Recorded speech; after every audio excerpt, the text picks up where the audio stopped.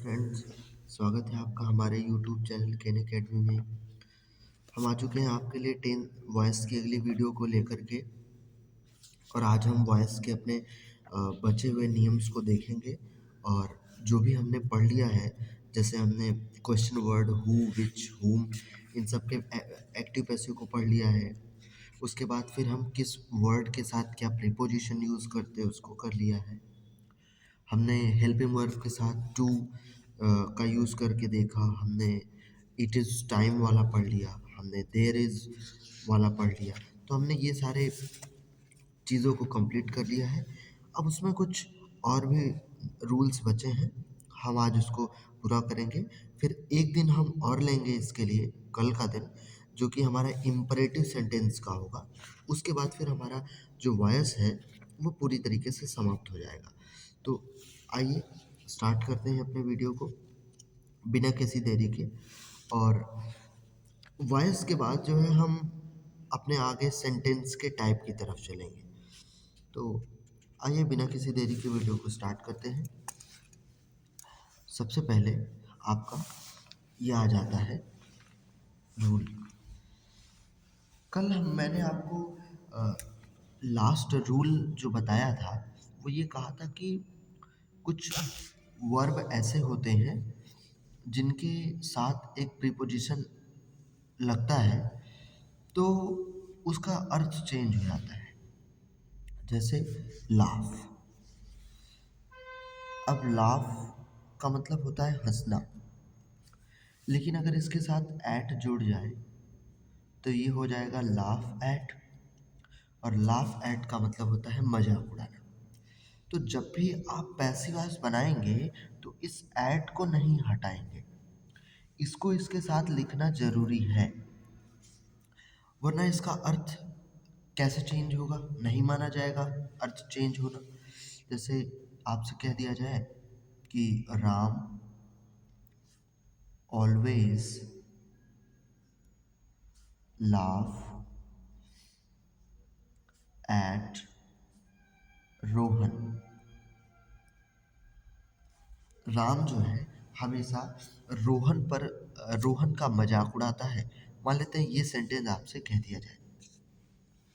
अब इसका आपको पैसिव वॉइस बनाना हो तो इसके पैसिव वॉइस जो है, सबसे पहले आप क्या करेंगे, ऑब्जेक्ट को सब्जेक्ट करेंगे रोहन। फिर उसके बाद ये टेंस है प्रेजेंट इंडेफिनिट टेंस, तो इज लगाएंगे। रोहन इज ऑलवेज, और लाफ का थर्ड फॉर्म लिखेंगे लाफ्ड, और फिर एट का यूज करेंगे laughed eight by Ram. Rohan is always laughed eight by Ram. Rohan हमेशा से राम के द्वारा मजाक उड़ाया जाता था। ये हो जाएगा इसका पैसिव वॉइस। हमने आपको कल यही बताया था।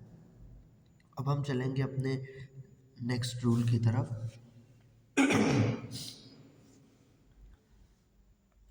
नेक्स्ट रूल है हमारा कॉजेटिव वर्ब का। कॉजेटिव वर्ब,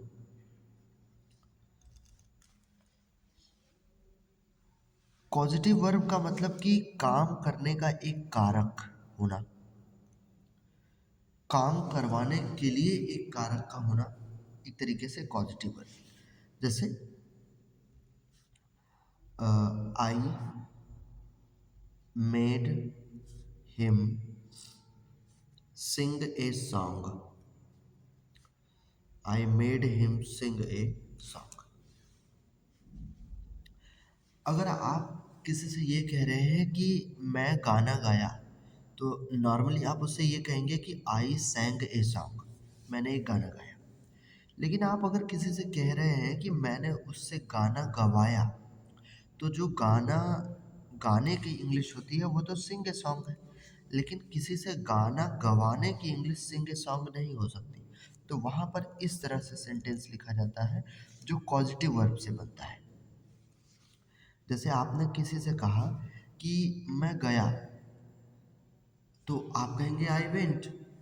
अगर आपने किसी से कहा कि मैंने उसे जाने दिया, तो जाने देना और जाना, जाना मतलब तो गो हो गया, लेकिन जाने देना का गो नहीं हो सकता।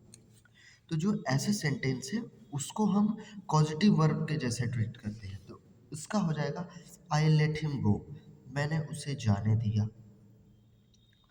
अब इसका भी पैसिव वॉइस हमें बनाना है, तो इसका पैसिव वॉइस हमें बनाना है। तो नॉर्मल सा रूल है, सबसे पहले इसका पैसिव वॉइस बनेगा। सबसे पहले ऑब्जेक्ट को हम क्या करते हैं, सब्जेक्ट बना लेते हैं। बना ली। टेंस को देख लेते हैं कौन सा है। तो ये टेंस है पास्ट इंडेफिनिट टेंस।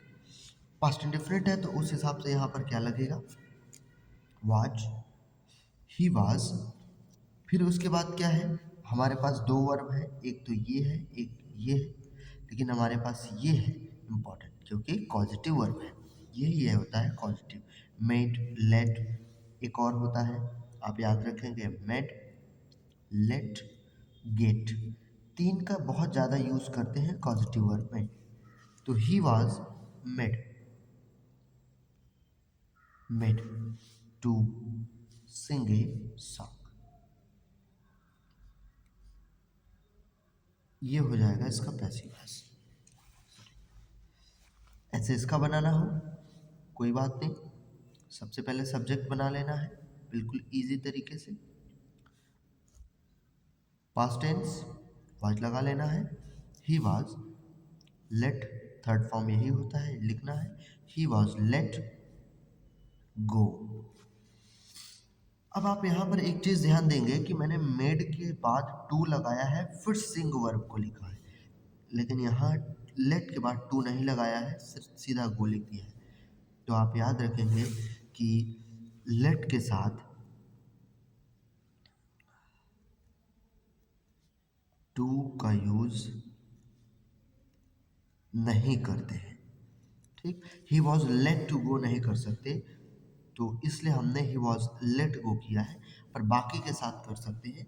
तो ये टू इन्फिनेटिव है, वर्ब को के बीच में आया है, तो यहाँ पर भी आ सकता है, पर इसके साथ नहीं लगता है, इसलिए नहीं आया है। तो ये है इसका। अब आगे की तरफ चलते हैं, अगले नियम की तरफ देखते हैं कि क्या है हमारा अगला नियम।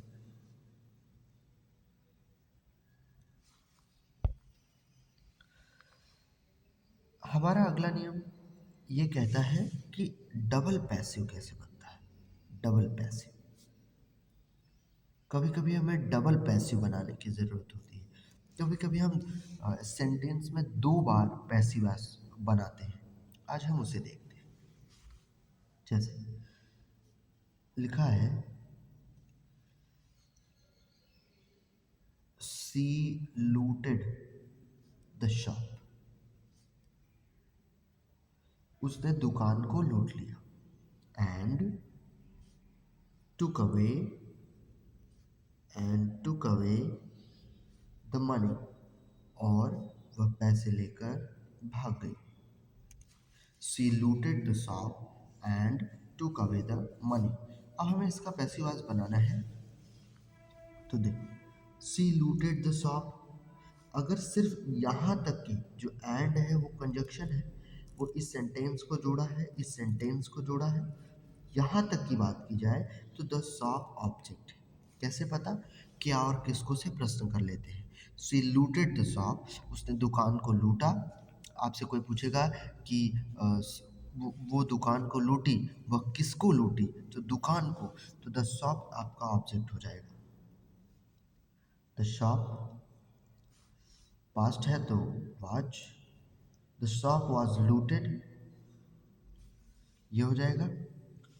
बाई हर यही नहीं लिखेंगे क्योंकि यही काम लूटने का इसने किया, पैसे लेकर भागने का भी इसने किया, तो सेंटेंस में हम एक ही बार लिखेंगे। तो शॉप वाज लूटेड एंड अब इस सेंटेंस में ऑब्जेक्ट क्या है, ये है, and the money was taken away by, अब हर लिख सकते हैं। तो ये है डबल पैसिव।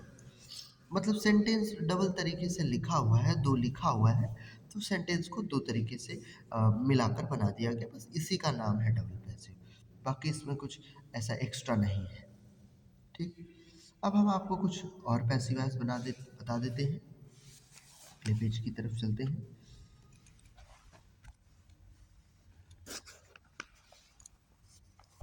जैसे यहाँ से देखते हैं, जैसे ही लाइक्स, वह पसंद करता है। He likes people to call him भाई। वह पसंद करता है कि लोग उसे भाई बुलाएं। अब हमें इसका पैसिव वॉइस बनाना है। बस इतने को हम डिस्टर्ब नहीं करेंगे। ही लाइक्स लिख देंगे। He likes to be called. To be लगाना है। ये टू बी का रिश्ता बहुत बड़ा है। हैव टू वाले वाक्य में भी टू बी पढ़े थे। देयर इज नथिंग वाले वाक्य में भी हमने टू बी पढ़ा था। इट इज टाइम वाले पैसिव वॉइस में भी टू बी पढ़ा था। तो टू बी को आप याद कर लेंगे। He likes to be call, call का third form called. He likes to be called भाई। वह भाई बुलाना पसंद करता है। वह भाई बुलवाना सबसे पसंद करता है। तो इस वाक्य का पैसिव वॉइस इस तरीके से बन गया।